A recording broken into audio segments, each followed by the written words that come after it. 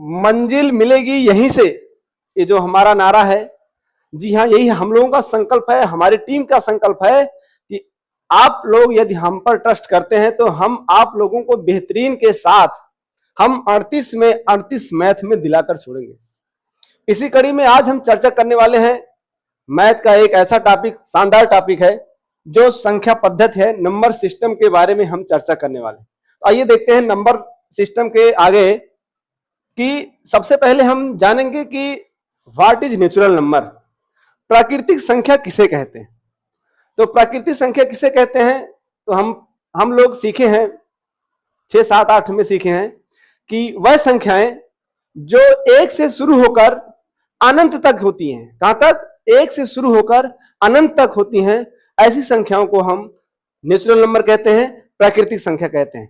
ऊपर इसमें लिखा भी गया है कि प्राकृतिक संख्या नेचुरल नंबर वह संख्याएं जो 1 से शुरू होकर, मैंने भी कहा ना कि वह संख्याएं जो 1 से शुरू होकर अनंत तक जाती हैं उन्हें क्या कहते हैं? प्राकृतिक संख्या कहते हैं। एग्जाम्पल के लिए जैसे 1, 2, 3, 4, 5, 6, 7 dot dot dot dot infinite अनंत तक जाती हैं। जैसा कि लिखा गया एग्जाम्पल में 1, 2, 3, 4 भी हो सकते हैं, 5 भी हो सकता है, 6 भी हो सकता है, डॉट डॉट डॉट इनफिनाइट तक भी हो सकता है। This is called natural number, इसे हम प्राकृतिक संख्या कहते हैं। अगली डिफिनेशन हमारी होगी पूर्ण संख्या। क्या होगी? पूर्ण संख्या, जिसे हम होल नंबर के नाम से जानते हैं। किसके नाम से जानते हैं? होल नंबर के नाम से जानते हैं। पूर्ण संख्या किसे कहते हैं? तो वह संख्याएं, ध्यान सुनिएगा, वह संख्याएं जो 0 से शुरू होती हैं, 0 से शुरू होकर अनंत तक जाती हैं, ऐसी संख्याओं को हम होल नंबर कहेंगे, पूर्ण संख्या कहेंगे। जैसे हम लोग जानते हैं कि लिखा गया है वह संख्याएं जो 0 से शुरू होती हैं। कहां से? 0 से शुरू होकर अनंत तक जाती हैं, उन्हें पूर्ण संख्या कहते हैं। This is whole number. Example के लिए बात किया जाए, सभी प्राकृतिक संख्याएं जो होती हैं 0 से शुरू कर दिया जाए तो वही प्राकृतिक संख्या होल नंबर हो जाता है। जैसे अभी लिखा गया है 0 है, 1 है, 2 है, 3 है, 4 है, dot dot dot dot infinite तक। कहां तक? इनफाइनाइट तक। तो वह संख्याएं जो 0 से शुरू होकर अनंत तक जाती हैं, ऐसी संख्याओं को पूर्ण संख्या या होल नंबर कहते हैं। ठीक, बात यहां तक समझ में आई। अगली हमारे डिफिनेशन है पूर्णांक संख्या किसे कहेंगे? Integers number. What is integers number? पूर्णांक संख्या किसे कहते हैं? तो पूर्णांक संख्या सभी प्राकृतिक संख्याओं का धनात्मक, क्या होगा? सभी प्राकृतिक संख्याओं का धनात्मक और ऋणात्मक रूप में व्यक्त करना। धनात्मक और ऋणात्मक संख्याएं कौन सी होनी चाहिए? प्राकृतिक संख्या होनी चाहिए। कौन सी? प्राकृतिक संख्या। तो सभी प्राकृतिक संख्या धनात्मक और ऋणात्मक में व्यक्त करना पूर्णांक संख्या कहलाएगी या कहलाती है। सभी प्राकृतिक संख्या धनात्मक और ऋणात्मक, तो ये संख्याएं शुरू हो सकती हैं 0 से, 0, 1, 2, 3, 4 डॉट डॉट डॉट इनफाइनाइट, और 0 के बाद इधर -1, -2, -3, -4 डॉट डॉट डॉट इनफाइनाइट तक। मतलब ये संख्याएं आगे भी चलती हैं, पीछे भी चलती हैं। ये दोनों संख्याएं को हम क्या कहेंगे? दिस इज इंटीजर्स नंबर या पूर्णांक संख्या कहते हैं। एग्जाम्पल के लिए मैंने भी जी बताया कि हम 0 शुरुआत करते हैं, 0 के बाद 1 हो गया, 2 हो गया, 3 हो गया, 4 हो गया, 5 हो गया, डॉट डॉट डॉट डॉट, इधर भी इनफाइनाइट तक जा सकती हैं। उसके बाद -1 हो गया, -2 हो गया, -3 हो गया, -4 हो गया, -5 हो गया, -6 हो गया, डॉट डॉट डॉट, इधर भी इनफाइनाइट तक जा सकती है। तो वह संख्या जो दोनों तरफ चलती हैं उन्हीं को हम इंटीजर्स नंबर या पूर्णांक संख्या कहते हैं। अगली डिफिनेशन की बात करते हैं, तो अगली डिफिनेशन की बात करते हैं, तो अगली डिफिनेशन को हम कहते हैं सम संख्या। क्या क्या क्या कहेंगे? सम संख्या। सम संख्या को हम अंग्रेजी में कहेंगे even number. What is even number? Even number क्या होता है? तो हम लोग बहुत पहले सीख चुके हैं कि वह संख्याएं जो पूर्णतः 2 से विभाजित हो जाएं, वह संख्याएं जो पूर्णतः 2 से विभाजित हो जाएं, उसी को हम क्या बोलेंगे? सम संख्या कहते हैं। क्या? वह संख्याएं जो 2 से पूर्णतः विभाजित हो जाएं, उसे हम क्या कहेंगे? सम संख्या कहते हैं। इसका जो व्यापक रूप होता है बेटा ना, इसका व्यापक रूप 2n होता है। क्या होता है? इसका व्यापक रूप 2n होता है। तो जहां जो होता है, जहां n बराबर नेचुरल नंबर होता है। क्या होता है? नेचुरल नंबर होता है। n बराबर प्राकृतिक संख्या होती है। जैसे एग्जाम्पल के लिए बात करते हैं तो 2, 4, 6, 8, 10, 12, 2, 4, 6, 8, 12, 14, 16 परिभाषा भी कहती है कि वह संख्याएं जो 2 से पूर्णतया विभाजित हो जाएं, जो 2 से पूर्णतया विभाजित हो जाए उसी को क्या बोलेंगे? सम संख्या।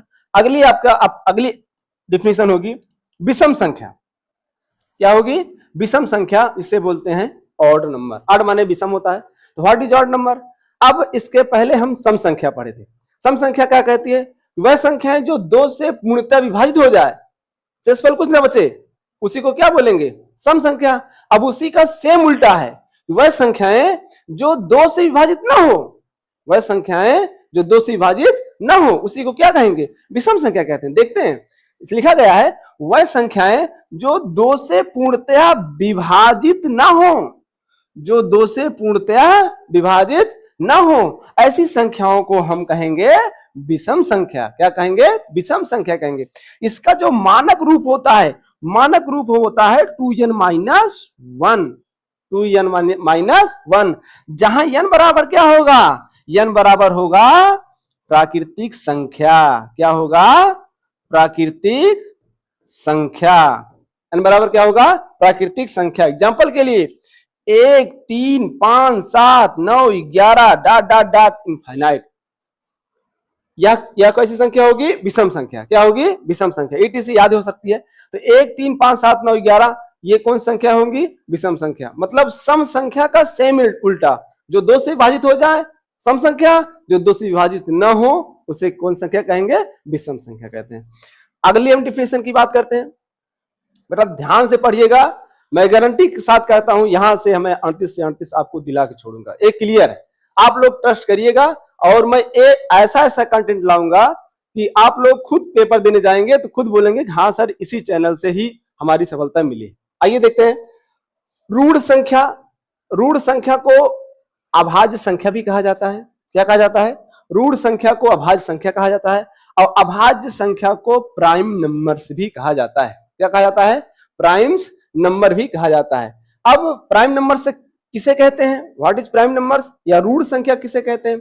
अब रूढ़ संख्या क्या होता है आइए देखते हैं। रूढ़ संख्या कहती है कि एक से बड़ी वह संख्याएं, एक से बड़ी, एक को छोड़कर, एक से बड़ी वह संख्याएं जो एक या अपने को छोड़कर, एक या अपने को छोड़कर किसी अन्य संख्या से पूर्णतया विभाजित ना हो, किसी अन्य संख्या से पूर्णतया विभाजित न हो, ऐसी संख्याओं को रूढ़ संख्या या अभाज्य संख्या कहते हैं। एक बार फिर से समझिएगा कि एक से बड़ी वह संख्याएं, एक से बड़ी वह संख्याएं जो एक या अपने को छोड़कर किसी अन्य संख्या से पूर्णतया विभाजित न हो, ऐसी संख्याओं को रूढ़ संख्या या अभाज्य संख्या कहते हैं। एग्जाम्पल के लिए 2 हो गया, 3 हो गया, 5 हो गया, 7 हो गया, 11 हो गया, 13 हो गया, ETC इसी प्रकार से आगे भी संख्या हो सकती हैं। तो ऐसी संख्याओं को क्या कहेंगे हम? रूढ़ संख्या या प्राइम नंबर भी कहेंगे। ठीक है, यहां तक बात समझ में आ गई। अब अगली डिफिनेशन है हमारी यौगिक या भाज्य संख्या। इस अंग्रेजी में कहेंगे कंपोजिट नंबर्स। क्या कहेंगे? Composite number. अब कंपोजिट नंबर किसे कहेंगे?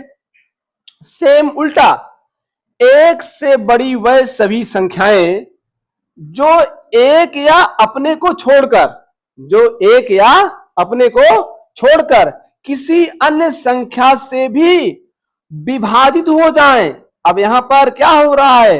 किसी अन्य अपने से विभाजित हो जाए और किसी अन्य संख्या से विभाजित हो जाए, ऐसी संख्याओं को यौगिक या भाज्य संख्या कहते हैं। बात समझिएगा कि एक से बड़ी वह सभी संख्याएं जो एक या अपने को छोड़कर, एक या अपने को छोड़कर और किसी अन्य संख्याओं से भी अवश्य शीघ्र विभाजित हो जाए, तो ऐसी संख्याओं को यौगिक संख्या या भाज्य संख्या कहते हैं। एग्जाम्पल के लिए 4, 6, 8, 9, 10, 12, 14, 15 ETC इसी प्रकार अगली आगे भी संख्या हो सकती है। This is called composite number.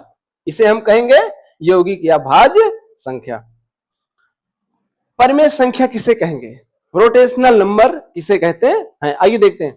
अब रोटेशनल नंबर किसे कहते हैं? तो वह संख्याएं जिन्हें P बाई Q के रूप में लिखा गया है, वह संख्याएं जो P बाई Q के रूप में हो। कौन से रूप में हो? P बाई Q के रूप में हो, अर्थात भिन्न के रूप में हो। जहां P और Q कौन सी संख्या होनी चाहिए? पूर्णांक संख्या होनी चाहिए। ध्यान देना, P और Q, जहां P और Q कौन संख्या होनी चाहिए? पूर्णांक संख्या। लेकिन संख्याएं P और Q के रूप, P बाई Q के रूप में होनी चाहिए।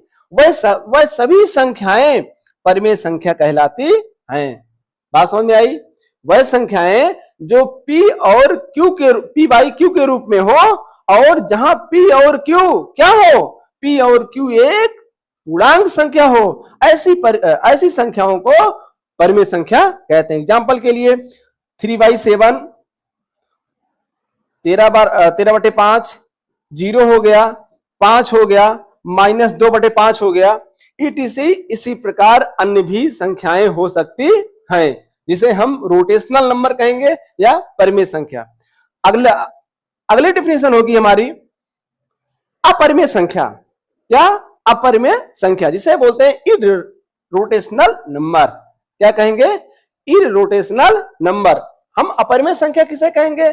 अब उसी का सेम जो परिमेय संख्या है, उसी का सेम उल्टा होगा अपरिमेय संख्या। उसे P बाई Q के रूप में व्यक्त करते थे, इसे P बाई Q के रूप में नहीं व्यक्त करेंगे, जिसे हम अपरिमेय संख्या कहेंगे। आइए देखते हैं क्या कह रहे हैं। यह कह रहा है कि वह सभी संख्याएं, लिख रहा है, वह सभी संख्याएं जिन्हें P बाई Q के रूप में व्यक्त नहीं किया जा सकता है। अभी मैंने बोला ना कि जब संख्याएं को P बाई Q के रूप में व्यक्त कर देंगे तो वह संख्याएं परिमेय संख्या कहलाएगी। लेकिन जब संख्याएं P बाई Q के रूप में नहीं व्यक्त कर सकते हैं तो ऐसी संख्या को हम अपरिमेय संख्या कहेंगे। परिभाषा कहती है कि वह सभी संख्याएं जिन्हें P बाई Q के रूप में व्यक्त नहीं किया जा सकता है, उसे हम अपरिमेय संख्या कहते हैं। जैसे √5। अब √5 को P बाई Q के रूप में नहीं लिख सकते हैं। √10 को भी P बाई Q के रूप में नहीं लिख सकते हैं। 4/√5 इसे भी हम P बाई Q के रूप में नहीं लिख सकते हैं। और 2√6, इस प्रकार से अनेक संख्याएं अलग अलग प्रकार की होंगी। एग्जाम्पल के लिए यही एग्जाम्पल इतना दिया गया है, और इसे हम अपरिमेय संख्या कहेंगे। मित्रों आगे चलते हैं। आगे कुछ नहीं है, आगे थैंक यू लिखा गया है। तो आज की क्लास हम इतने ही लेंगे।